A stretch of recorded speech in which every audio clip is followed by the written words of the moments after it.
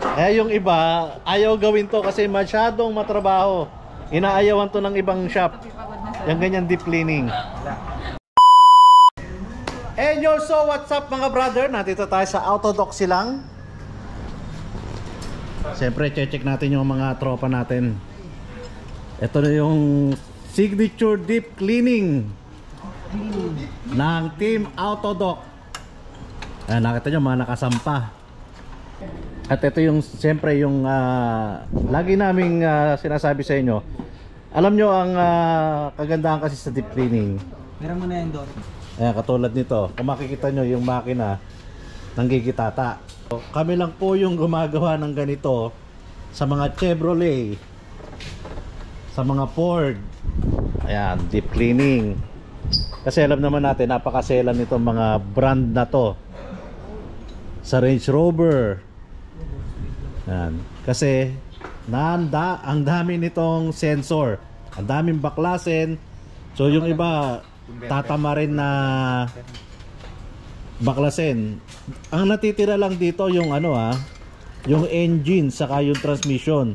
So lahat ng external parts binabaklas ng team natin. Intake manifold, exhaust manifold, turbo, throttle body, bypass tube, diaphragm, EGR, EGR valve. Then lahat ng leak na makikita dito sa mga engine ng ating customer, nagre-recommend tayo na isabay na rin palitan yung mga oil seal, gasket para isang gawa na lang, pero with no additional cost sa labor. Ang additional lang dito is yung gagamiting parts like oil seal, o-ring, gasket. Pero sa labor, as is po tayo dyan. Kung magkano yung labor namin sa deep cleaning, yun lamang po ang babayaran ni customer.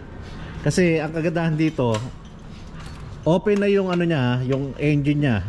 So wala nang sagabal do sa may paligid ng engine.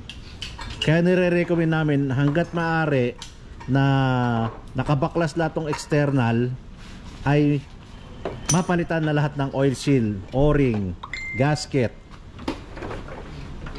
So sinasabay na natin yan. Then yung engine detailing, sinasabay na rin natin yan ng walang additional cost.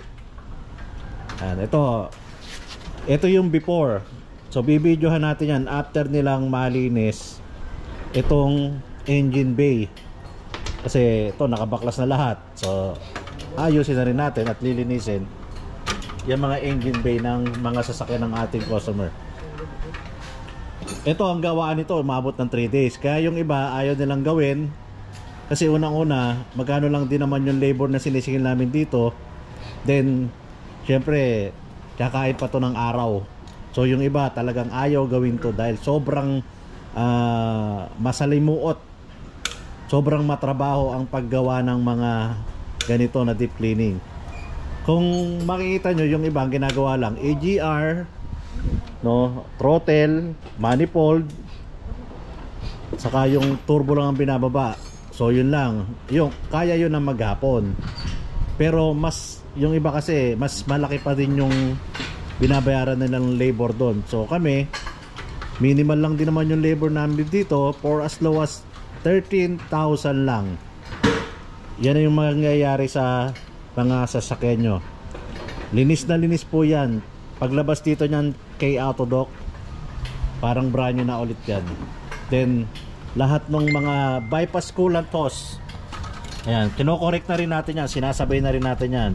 Basta lahat ng leak, coolant, oil, sinasabay na natin yan para nakabaklas na. Parts na lang yung bibili ni customer. Yun na lang yung magiging additional dito.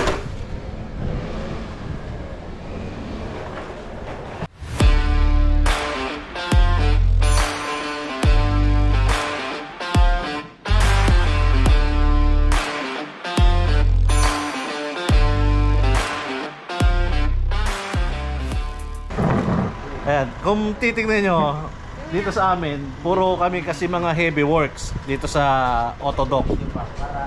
Although nag-PPMS din kami, gumagawa rin kami ng aircon, under chassis, electrical, and marami pang iba. Pero syempre ito yung signature ni Autodoc ayaw namin na masayang din yung proseso na gagawin natin, kaya hanggat maaari kino-correct na rin natin lahat. Marami pa tayo actually mga unit na nandun sa labas. Actually yung iba doon gawa na.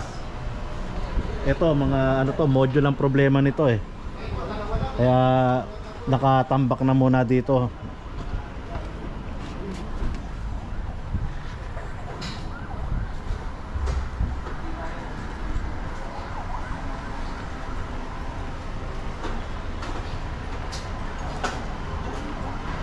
Mag-update na lang po ako sa inyo mga brother sa mga susunod na araw after nito, kasi ito 3 days na lang yung ginagawa.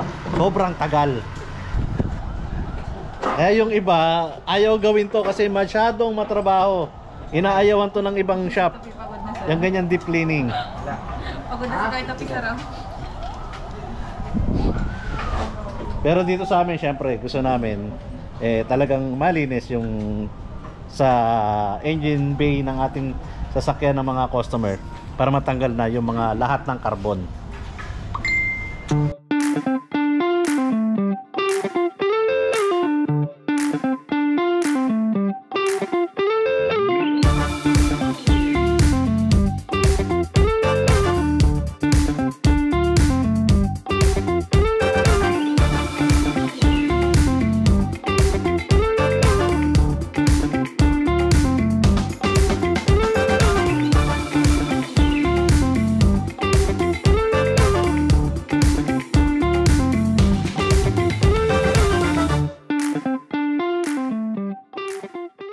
Every time I'm in the street, I hear